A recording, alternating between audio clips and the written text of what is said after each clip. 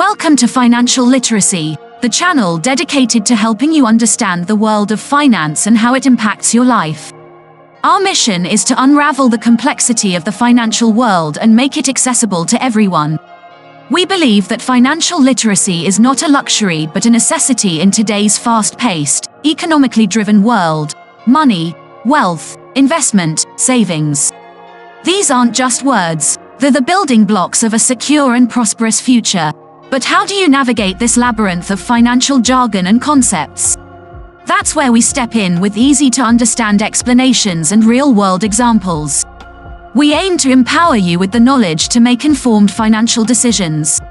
Today, we're tackling a question that has intrigued humankind for centuries, a question that has countless different answers depending on who you ask. Today we delve into the question, how much money do you need to be rich? Wealth is not just about the amount of money you have in your bank account. It's much more complex than that. Let's break down this intricate concept. For starters, wealth encompasses income, assets, and liabilities.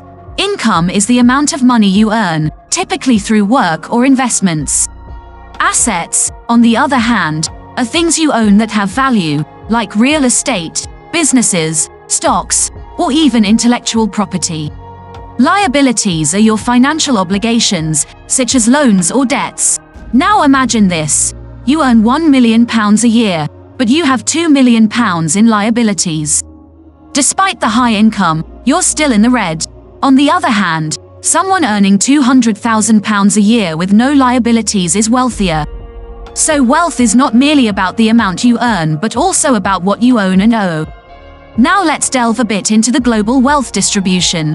According to a report by Credit Suisse, the wealthiest 1% of the world's population owns more than half of the world's wealth.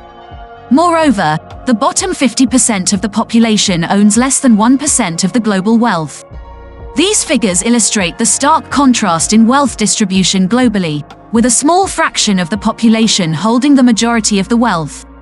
However, wealth is not a static or fixed concept. It is dynamic and can change over time. For instance, an individual can start with little to no wealth, but through smart financial decisions, hard work, and a bit of luck, they can accumulate significant wealth over time. Conversely, someone born into wealth can lose it all through poor financial management or unfortunate circumstances. So wealth isn't just about money, it's also about what you do with it and how you manage it. It's about making smart financial choices, investing wisely, and minimizing liabilities. Remember, wealth is not just about having a lot of money but also about having financial freedom and security. But what does it mean to be rich? It's a term that can mean different things to different people. Indeed, the concept of richness can be as vast as the universe itself, differing from one individual to another. For some, richness could mean having a bank account flooded with numerous zeros, while for others, it may simply mean having enough to live comfortably and be free from any debt. Let's dive deeper into this multifaceted concept. According to a study conducted by a leading financial institution, when people were asked about the definition of being rich, the answers varied dramatically. Some defined richness in terms of money, suggesting that having $1 million or $1 billion in their bank account would make them rich. On the other hand, an interesting group of respondents defined richness as being debt-free. They believed that not owing a single penny to anyone or any institution was the true definition of wealth. Their perspective was that richness was not about having a lot but owing little or nothing. Then there was another group. This group saw richness not just in terms of money but also in terms of time. They believed that having the financial freedom to do what they wanted, when they wanted, was the real wealth. They valued the freedom to spend time with their loved ones, pursue their passions, and enjoy life without worrying about finances. Furthermore, there were those who viewed richness as having an abundance of non-monetary aspects such as health, happiness, and relationships. They argued that no amount of money could buy these invaluable aspects of life, thus making them the true indicators of wealth. Interestingly, these varied perspectives on richness reflect the complex and subjective nature of wealth. They remind us that being rich goes beyond just having a lot of money. It can encompass freedom, peace of mind, and overall well-being. So being rich can have different meanings. But for our discussion, we'll focus on financial wealth. Let's delve into this monetary perspective of richness in the next section. Now we come to our central question. How much money do you need to be considered rich? The answer, as you might expect, is not straightforward. Richness is a relative term, and its definition varies from person to person and from place to place. So let's discuss some of the common financial thresholds.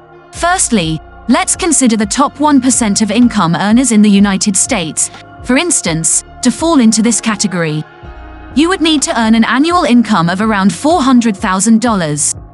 However, this figure fluctuates based on the economic climate and can vary significantly from one country to another. Now let's move up a notch and talk about millionaires. A millionaire, as the name suggests, is an individual whose net worth or the total value of all their assets minus any liabilities is $1 million or more. According to a report by Credit Suisse, there were over 50 million millionaires globally in 2023.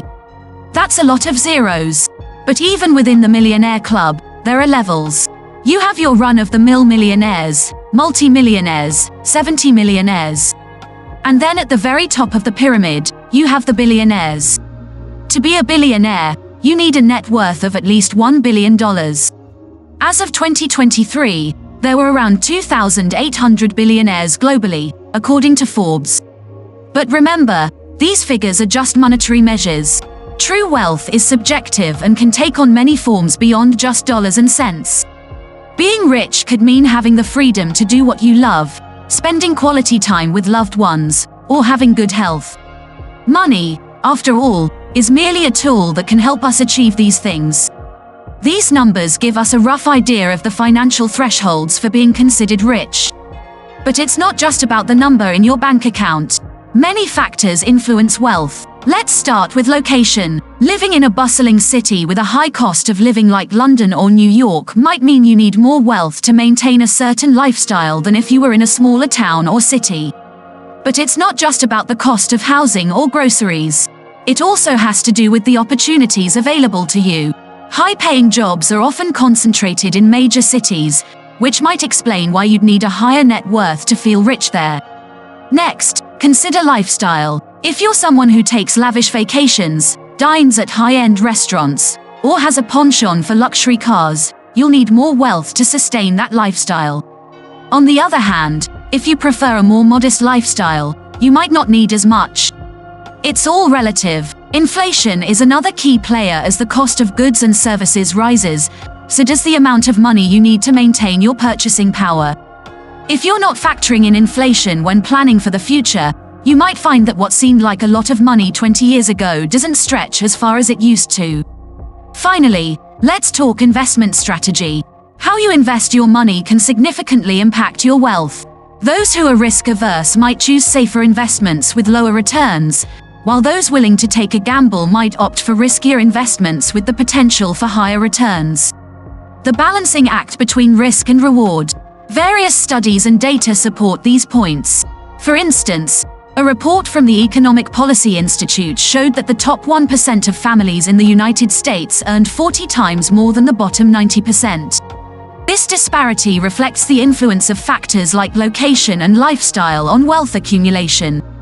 So while there are general benchmarks for being considered rich, it ultimately depends on various factors. So how much money do you need to be rich? It's not a simple answer. Indeed, as we've discussed, wealth is a complex concept with no one-size-fits-all figure that denotes richness. It's about understanding the value of money and how it aligns with your life goals and aspirations. We've delved into the concept of wealth, exploring its multifaceted nature, and discussed what it means to be rich.